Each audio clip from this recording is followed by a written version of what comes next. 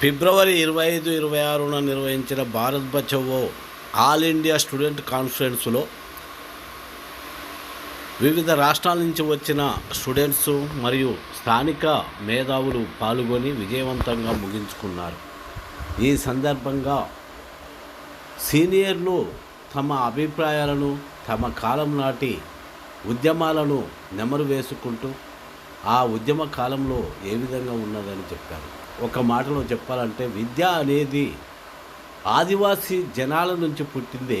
ఇది ప్రత్యేకంగా రాతపూర్వకంగా వచ్చిన తర్వాతనే కానీ పునాది మాత్రం ఆదివాసులదే అంటూ మాట్లాడుతున్నారు. అవసరం ఉంది. ఎవరెవరైతే ఏ కార్పొరేట్ కంపెనీ వారైతే ఈ మోడీకి, ఈ బీజేపీ పార్టీకి ఎంత మేర ఫండింగ్ చేశారు, అదేవిధంగా వీళ్ళు దేశంలో సహజ సంపదని, దేశంలో మొత్తం ఆ సంపదనని వాళ్ళకి ఎంత దోచిపెట్టారు కిట్ ప్రభుత్వంలో, అవి మొత్తం కూడా బయట తీయాల్సిన అవసరం ఉంది.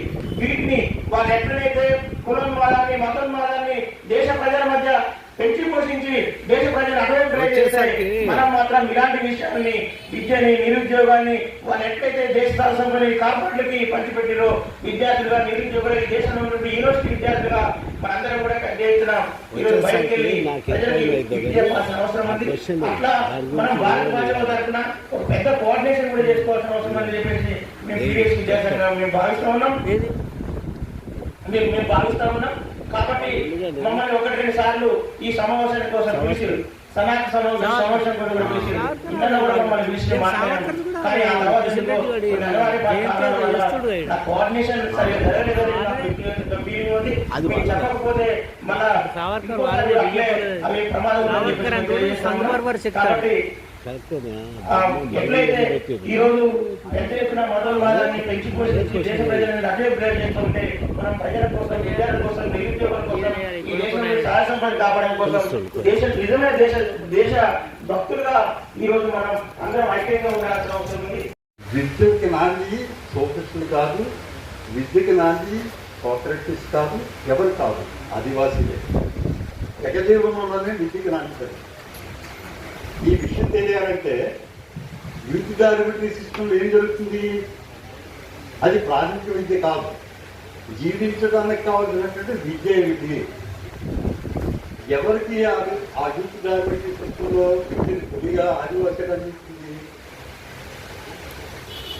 పిల్లల దశ నుండి సమాజంలో పెద్దవారిగా జీవించడానికి కావాల్సిన మధ్య వయసులో ఉన్నటువంటి వారి కోసం యూత్ డార్మిటరీ సిస్టం అనేది డెవలప్ అయింది.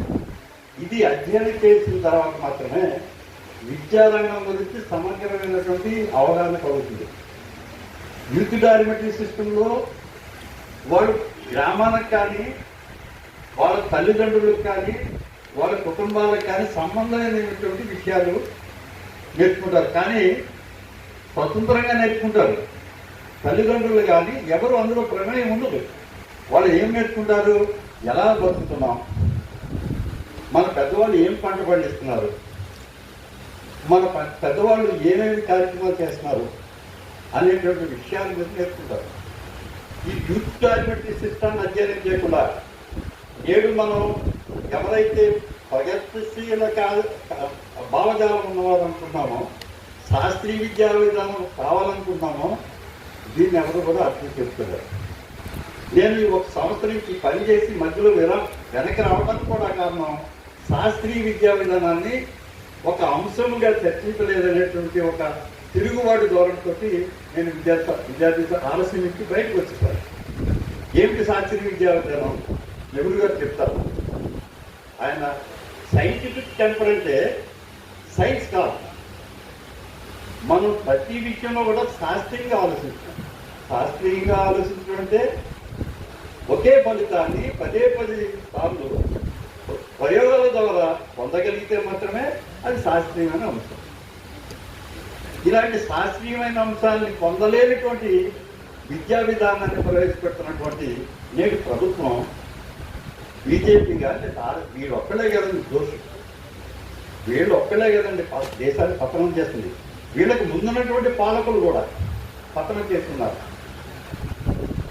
మనకి కొఠారి కమిషన్ రికమెండేషన్స్ని ఇంప్లిమెంట్ చేయాలని చెప్పేసి చాలామంది భారతదేశ వ్యాప్తంగా ఉద్యమాలు చేశారు.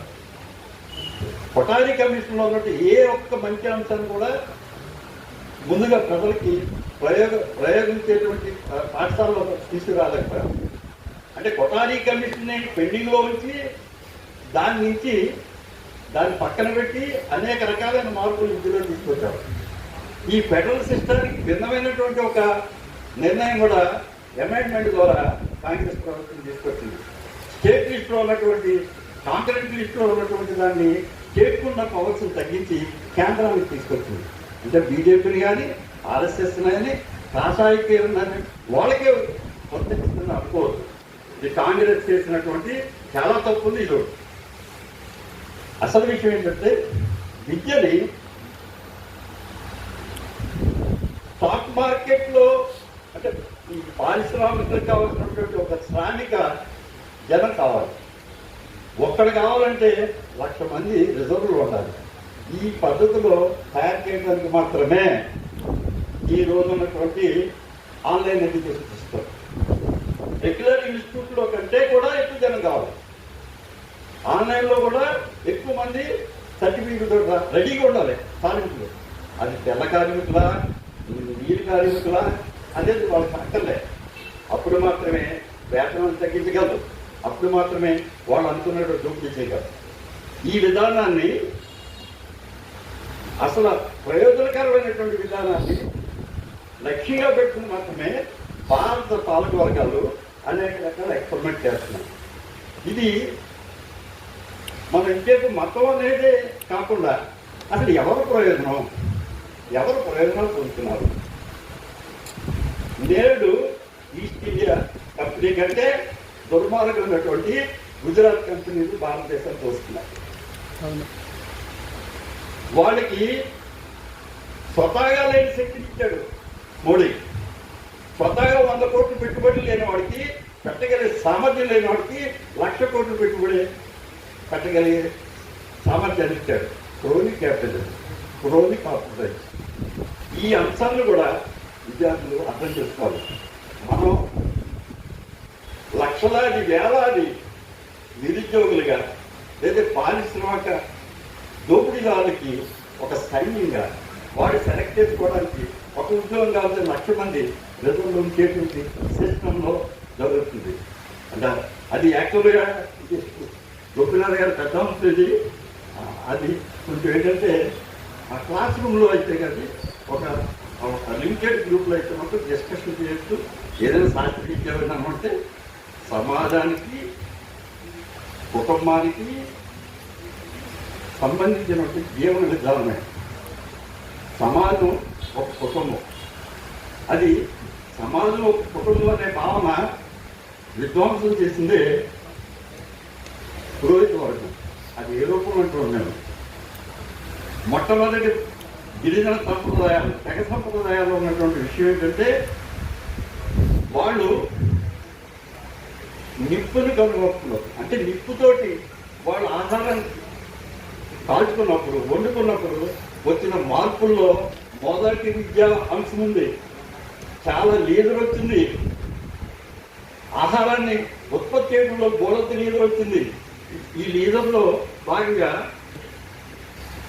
మొదట జ్ఞానం అనేది సమాజానికి కావాల్సినటువంటి ఉత్పత్తి జ్ఞానం అనేది మొదట వచ్చిన దగ్గర నుంచి ఈ రోజుకున్నటువంటి విద్యా విధానం సమాజానికి కుటుంబానికి వినియోగపడాలి. దానికి భిన్నంగా జరిగిందంటే దోపిడీ లక్ష్యాలు ఉంటాయి. అది నా ఉద్దేశం. Thank you.